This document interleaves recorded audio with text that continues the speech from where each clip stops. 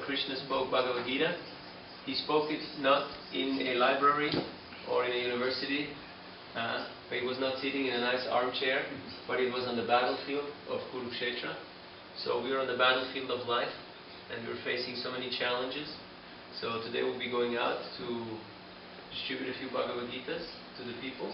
This is a short PowerPoint presentation on step-by-step how to present the Gita so people are a little bit more favorable. How many of you have never distributed books so far? Okay. Okay. The others have a little bit of experience. Is there more people out there, or that's it? Or everybody else left? So, we're going to go through this. You can ask questions at any point. We will do not more than 20 minutes maximum. Now, each and every one of us has to do is we have to find our own personal reasons. Why do I distribute these books? Because people will ask you, okay, you're a businessman, you know, you're well-to-do, you look like you're doing okay. Why are you out here? Why are you doing what you're doing? And then you've got to have a reason. Not just, oh, you know, something you heard somewhere, but something what you feel strongly about. The French is called raison d'être, the reason to be. What's your reason to be out here? And if your reason to be out here is very strong, is very convincing, then you'll be able to convince others. But first, we must convince ourselves. If we are not convinced, we can't convince anybody else. Then people will look at you, and they'll say, if I get this book, then will I start to look like you? And then if you're like depressed or confused or disturbed, then they say, I don't want to become like you. So our first and foremost duty as preachers is to be happy in Krishna consciousness. Otherwise people say, I don't want what you have. Because it seems, whatever it seems it's not working. Because what I'm seeing here is not, is not convincing. So you have to find your own personal reasons. Why am I a Hare Krishna devotee? Why am I distributing Bhagavad Gita? Why am I out here today? You've got to have your own reasons. Because people will ask you, and Maya will ask you, she will challenge you. You could be on the Gold Coast enjoying life, you could be in the office making money, you could be at home with your family.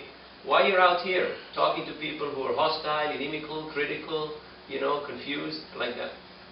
Because if you're a doctor, you have a job, you have a mission to do. And sometimes patient may appreciate, sometimes patient may not appreciate, sometimes patient may try to harm or hurt the doctor. But still, doctor is doing his job, like mother or father, you know, with the children.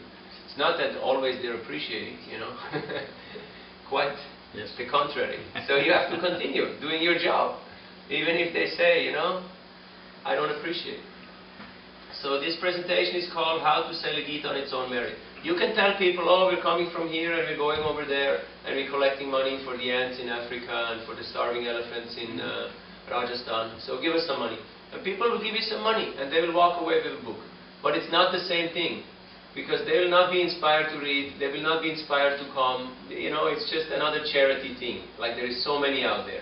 But if you know how to show people that this is something very valuable, this is something extraordinary, they will actually become inspired to read the book and to have some interaction with us. So when we are out there, we are ambassadors of goodwill. You all know what an ambassador is. Like if you would be the ambassador of India to Australia, you know, it's a very important job because you represent the entire nation to this country.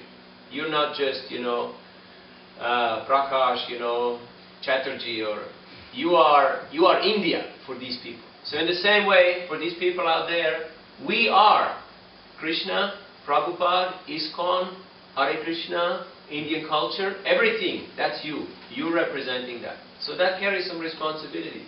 So people are watching how you behave, how you act, what you do. An ambassador cannot just go out and, you know, do anything he likes because it will reflect on the country in the same way.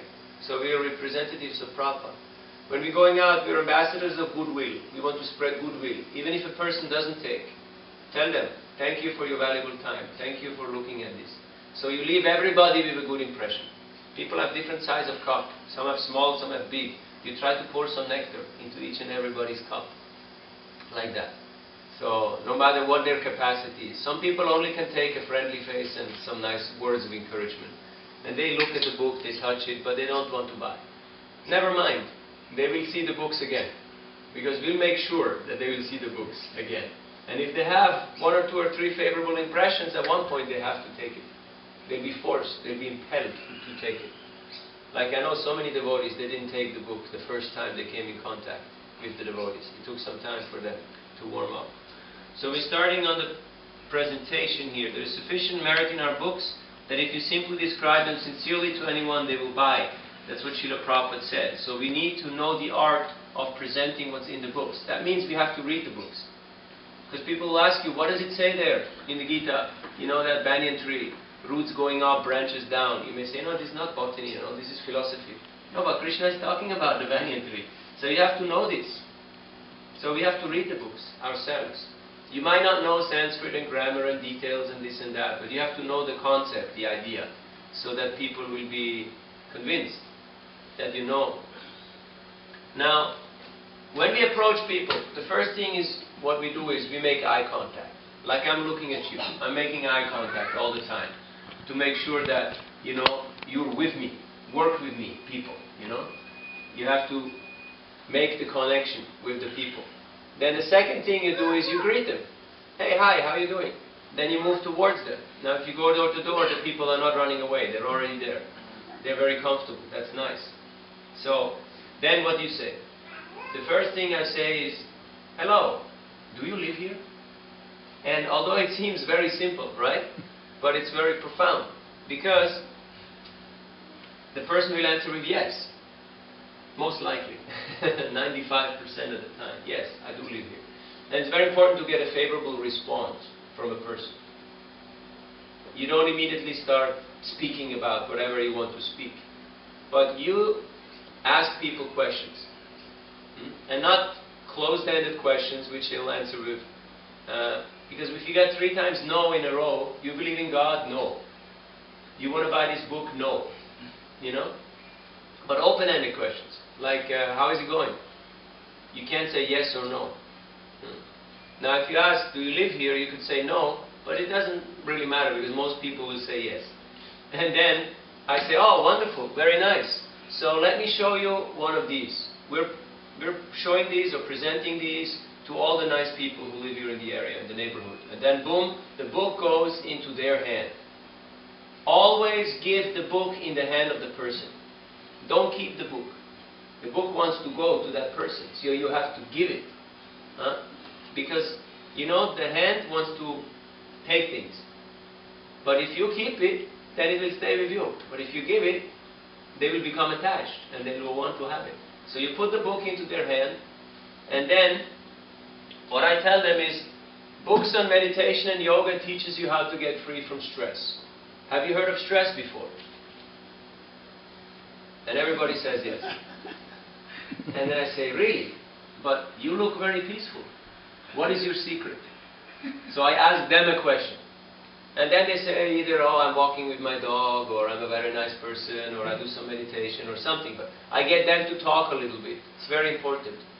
So don't just go there and start talking. But you ask the person a little something.